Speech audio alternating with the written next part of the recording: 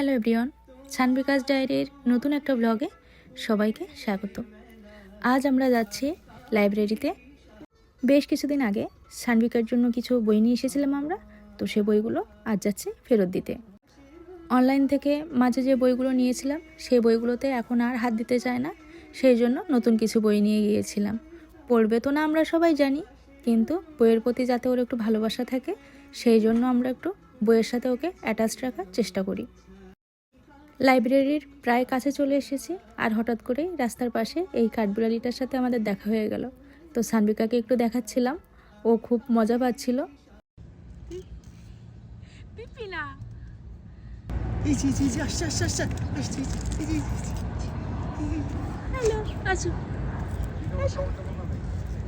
তো আমি একটু হাত বাড়াতেই কাঠবিড়ালিটা আমার হাতের কাছে চলে এসেছিল, কিন্তু আমি ভয় পেয়ে গেছিলাম, কি জানি যদি আবার হাতে কামড় দেয় সেই জন্য।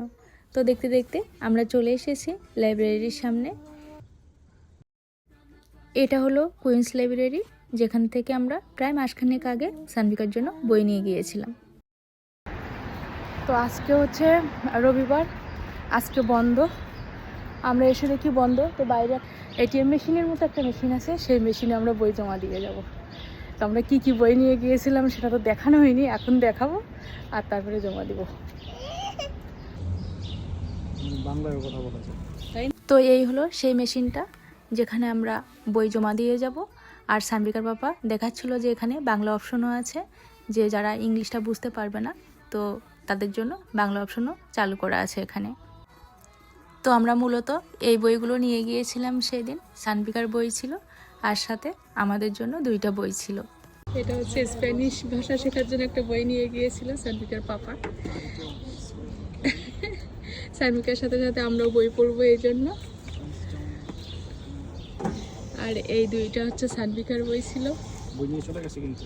হ্যাঁ, এই যে বই নিয়ে সব চলে যাচ্ছে। এটিএম বুথের মতো খানিকটা। এই যে আর আমি এটা নিয়েছিলাম বহুব্রীহি হুমায়ুন আহমেদের। ব্যাস আমাদের বইটা শেষ।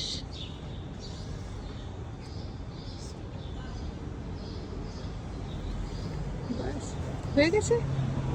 ইমেল আমাকে রিসিট পাঠিয়ে দেবে। মেল করবে না?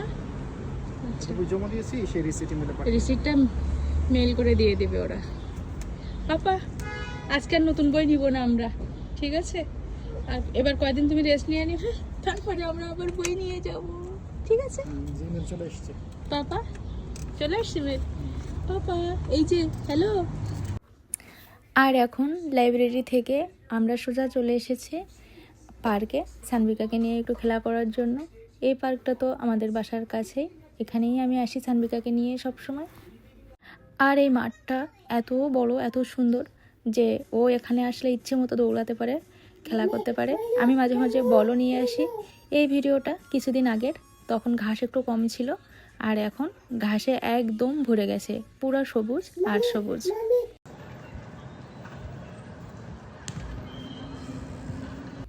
এই পার্কগুলোতে বাচ্চাদের বয়স অনুযায়ী খেলার জায়গা আলাদা আলাদা করে ভাগ করা। ছোটদের জন্য খেলার জায়গা আলাদা, বড়দের জন্য খেলার জায়গা আলাদা আলাদা জায়গায় সব। সানবিকা তো দৌড়াদৌড়ি করেই যাচ্ছে, ওকে কোনোভাবেই থামানো যাচ্ছে না। ওর পাপা হাঁপিয়ে যাচ্ছে ওর পিছনে পিছনে দৌড়াতে দৌড়াতে। তারপরে আবার আমি আসলাম, কিন্তু ও এখান থেকে কোনোভাবেই বাসায় যাবে না। সন্ধ্যা হয়ে যাচ্ছে, আমরা বাসায় ফিরতে যাচ্ছি, কিন্তু না, ও বাসায় যাবে না, ও তখনও খেলা করবে।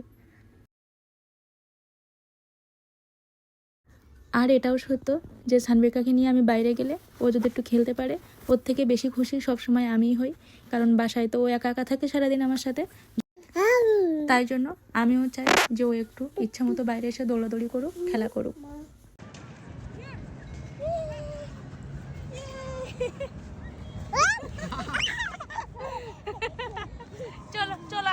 এখন সে দোলনায় দোল খেতে এসেছে। আগে প্রথম প্রথম সে দোলনায় একটু ভয় পেত দুলতে, কিন্তু এখন সে দোলনা থেকে নামতেই চায় না, খুব মজা পায়, মাঝে মাঝে একা একা গান গায়। তো বারবার ওকে নামতে বলছি, কিন্তু সে নামবেই না, সে দোল খাবে।